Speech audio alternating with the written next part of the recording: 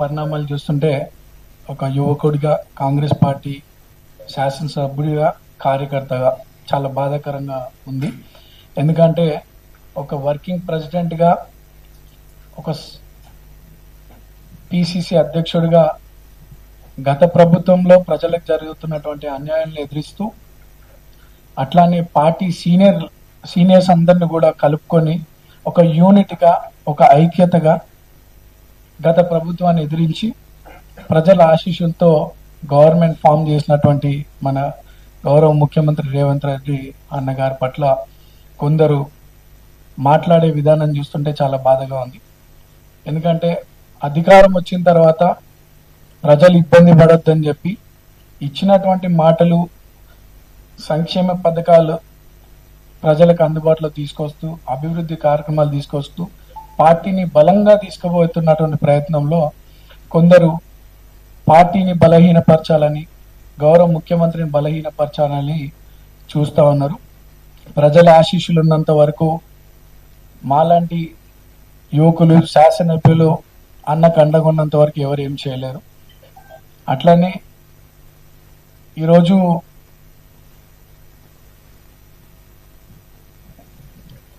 అనేక మంది యువకులకి పార్టీ అవకాశం కల్పిస్తుంది. గౌరవ ముఖ్యమంత్రి గారు కాంగ్రెస్ పార్టీ ప్రజలకు అందుబాటులో ఉంటూ కాంగ్రెస్ పార్టీకి కష్టపడుతున్నటువంటి చాలా మందికి శాసనసభ్యులుగా శాసన మండలి సభ్యులుగా అట్లనే చైర్పర్సన్స్ గా ఎన్నో అవకాశాలు కల్పిస్తోంది పార్టీ. ఎగ్జాంపుల్ నేను కూడా ఈ వేదిక మీద ఉన్నా. నేను పార్టీకి 3 సంవత్సరాల క్రితం వచ్చినప్పటికి కూడా పార్టీకి ఉపయోగపడుతున్నా, సమాజానికి ఉపయోగపడుతుందని చెప్పి పార్టీ తరఫున ఒక యువకుడిని, ఒక బీసీ యువకుడిని ప్రోత్సహించాలనే ఆలోచనతో నాకు అవకాశం కల్పించింది కాంగ్రెస్ పార్టీ. ఎవరైనా సరే కష్టపడితే పార్టీలు గుర్తిస్తాయి, పార్టీ పెద్దలు కూడా గుర్తిస్తారు. అంతేగాని పెద్దలు మాట్లాడిన దాని పట్ల హర్ట్ అయ్యి పెద్దలకి గౌరవం లేకుండా మాట్లాడడం కరెక్ట్ కాదు. యువకులుగా మన బాధ్యత ఏంది? పార్టీ పెద్దలు కానీ, పార్టీ అధిష్టానం కానీ, గౌరవ ముఖ్యమంత్రి కానీ వాళ్ళు ఇస్తున్నటువంటి సలహాలు సూచనలతో అట్లానే సంక్షేమ పథకాలని ప్రజల్లో బలంగా తీసుకుపోతూ గ్రౌండ్ లెవెల్లో పార్టీని బలపరచాల్సినటువంటి అవసరం మనందరి మీద. అంతేగాని 2-3 సంవత్సరాల తర్వాత జరిగే ఎలక్షన్స్ గురించి ఇప్పుడే నేనే ఉన్నా అంటూ పార్టీ గౌరవ ముఖ్యమంత్రి గారి పట్ల మర్యాద లేకుండా మాట్లాడడం కరెక్ట్ కాదు. ఈ రోజు ఇచ్చిన స్టేట్మెంట్ రేపు ఉండకపోవచ్చు. మనం ప్రూవ్ చేసుకోవాలి. ఈ రాష్ట్రంలో ఉన్నటువంటి ప్రతి కార్యకర్త కానీ, యువకులు కానీ, యువతులు కానీ పార్టీ కోసం బలంగా మీరు గ్రౌండ్ లెవెల్లో కష్టపడండి.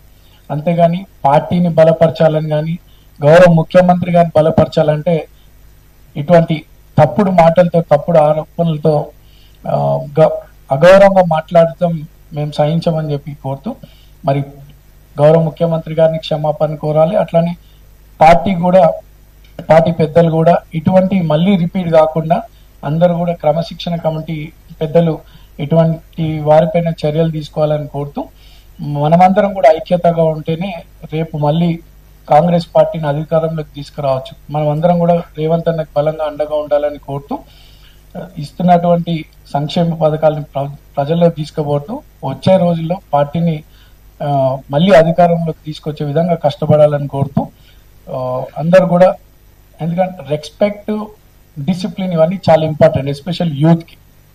సో ఇవన్నీ కూడా ఫాలో అవుతూ పెద్దలు ఇచ్చినటువంటి సలహాలని సూచనలని పాటిస్తూ కష్టపడండి. అందరూ కూడా మంచి రోజుల్లో వచ్చే అవకాశం ఉంది. కానీ పెద్దల పట్ల గౌరవం లేకుండా మాట్లాడితే మీకు కానీ మీ భవిష్యత్తు కానీ మంచిది కాదని చెప్పి కోరుతూ నాకు ఈ అవకాశం ఇచ్చినటువంటి పెద్దలకి ధన్యవాదాలు.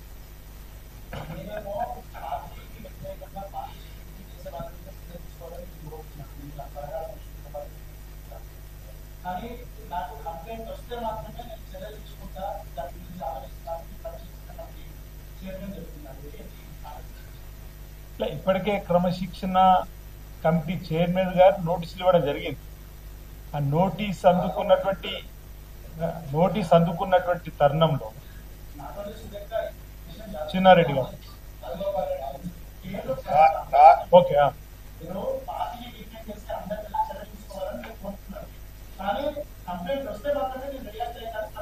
మాట్లాడింది కంప్లైంట్ ఇప్పుడు మాట్లాడింది కంప్లైంట్ రాజగోపాల్ రెడ్డి గారు మాట్లాడిన దాన్ని వారు మాట్లాడినా ఎవరు మాట్లాడినా దీనిపై పార్టీ క్రమశిక్షణ చర్య తీసుకోండి మాట్లాడని చెప్పడమే మా ఉద్దేశం. ఎవరెందుకు మాట్లాడలే? మితిమించిపోతాను, రోజుకొకరు మాట్లాడతారు, ఒకరు చూసి ఒకరు కాబట్టి ఇలా చెప్పాల్సి వచ్చింది.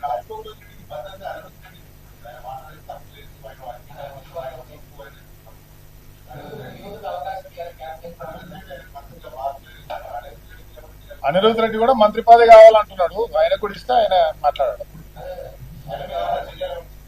ఇప్పుడు మీడియా మిత్రులు మీడియాకు వచ్చి మాట్లాడకూడదు అంటే అంతర్గతంగా మాట్లాడుకోవాలి.